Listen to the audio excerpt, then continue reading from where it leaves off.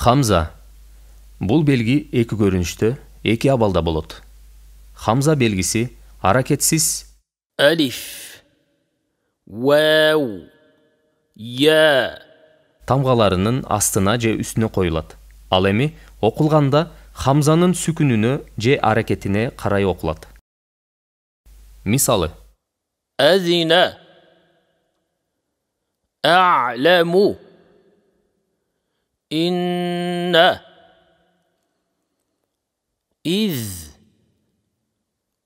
أنزل أعدت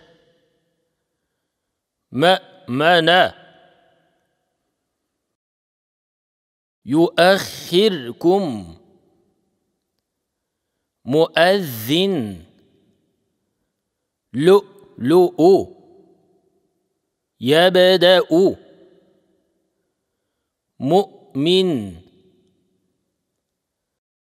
قرئ امرئ يبدئ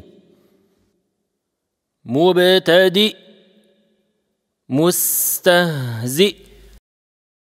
Хамза белгиси сөздүн аягында же ортосунда келет.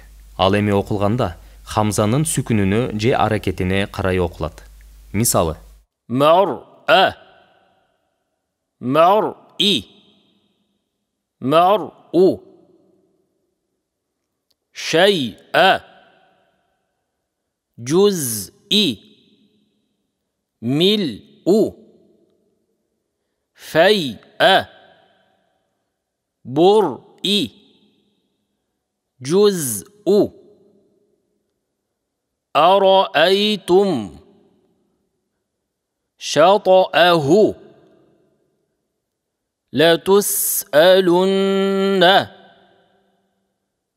ينبئكم استأذن